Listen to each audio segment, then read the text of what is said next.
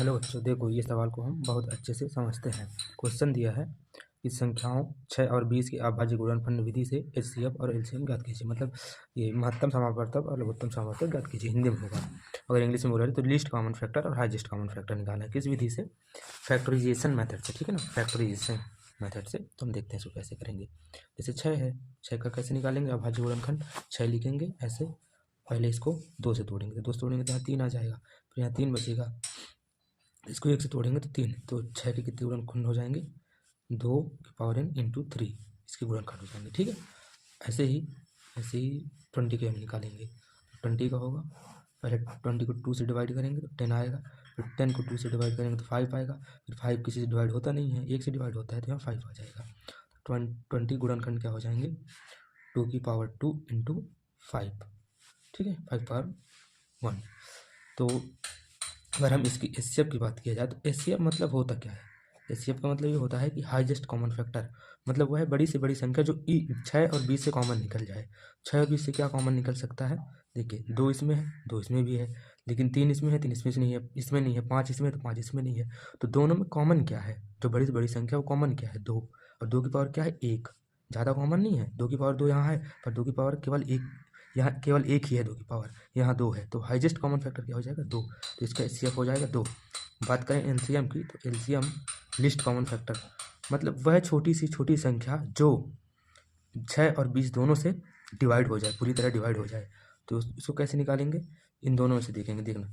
जैसे इसका 2 की पावर 4 ले लिए, 2 की पावर 2 ले लिए, ये हो जाएगा इनटू, जब 2 की पावर 2 ले लिए इसके अंदर ये इंक्लूड हो गया, लेकिन इसको भी लेना पड़ेगा, इसको 3 की पावर 1 को, क्योंकि 3 इसमें है, 3 इसमें है लेकिन इसमें नहीं है। देखो उल्टा होता है, एचसीएफ और एलसीएम उल्टा होता है।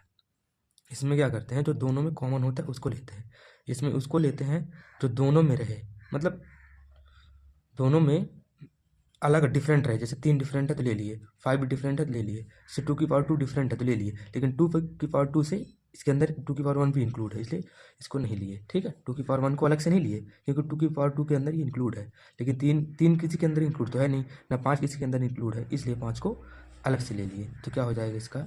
ये 4 हो जाएगा, 4 into 3 into 5 is equal to हो जाएगा 4 3 12 5 60, तो इसका एलसीएम हो जाएगा 60। अब देखो 60 वह छोटी छोटी संख्या है जो 6 से भी पूरी तरह डिवाइड हो जाएगा, और 20 से आप चेक भी कर लीजिएगा, जैसे 6 के पहाड़े में 10 बार में 60 आता है, इससे पहले जो भी आता है 54 आता है, 48 आता है, 42 आता है, 36 आता है ना, 30, ये सब 20 से डिवाइड नहीं होती पूरी तरह से, इसलिए 60 होगा इसके एलसीएम, ठीक है।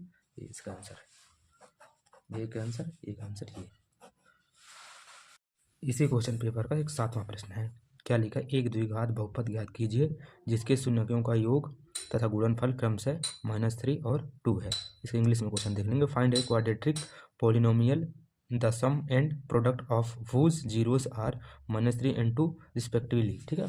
देखो उसका कैसे निकालते हैं। इसका एक सूत्र होता है, इसके समीकरण का सूत्र होता है x² minus alpha plus beta, जो कि शून्यकों का योग होता है, x plus alpha into beta is equal to 0।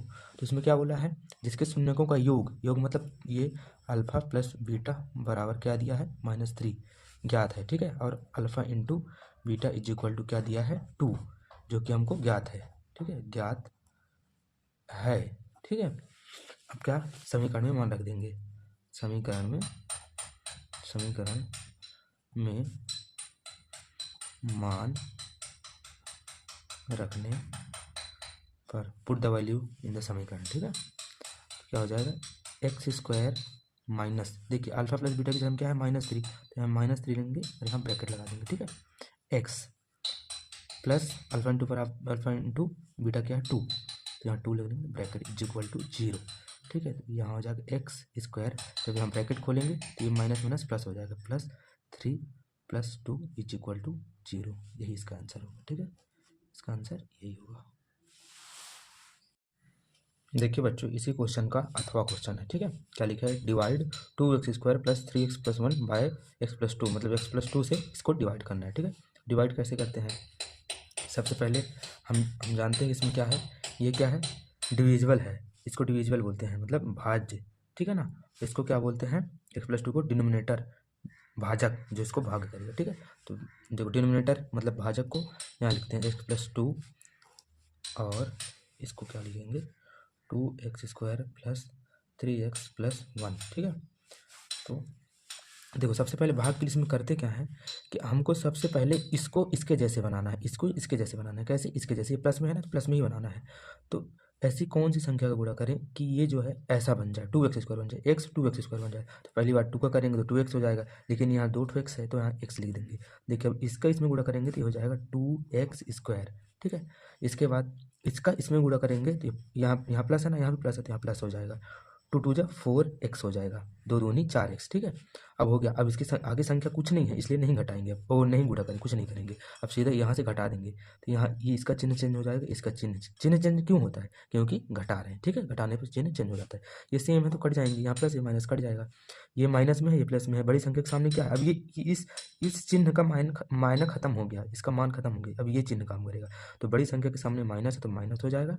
और देखो 4 में से 3 जाएगा तो एक x को x भी लिख सकते हैं, लेकिन एक x भी लिख सकते हैं। ठीक है, और ये +1 नीचे आ जाएगा। अब देखो, अब इसमें ऐसी कौन सी संख्या का गुणा करें कि ये ऐसा बन जाए, -1 x बन जाए। तो x तो ऑलरेडी है, यहाँ भी x है तो -1 अगर लिख दिए -1 तो x 1 जा x हो जाएगा, तो यहाँ -1x हो जाएगा, इसका और इसका इंटू हो जाएगा। तो ठीक है, ऐसे 2 और 1 का इंटू होगा तो -2, क्योंकि देखो यहाँ प्लस, यहाँ माइनस, प्लस माइनस माइनस हो जाएगा।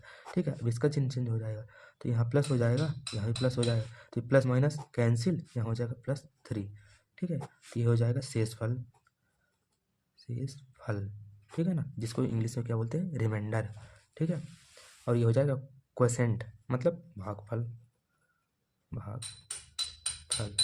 ठीक है ना, हो गया, इसका आंसर यही होगा। यहाँ लिख सकते हैं कि क्वोशेंट QUOTIENT, क्वोशेंट मतलब भागफल हो जाएगा 2x - 1 और शेषफल रिमाइंडर REMAIN, रिमाइंडर DER बराबर +3। यही आंसर हो जाएगा।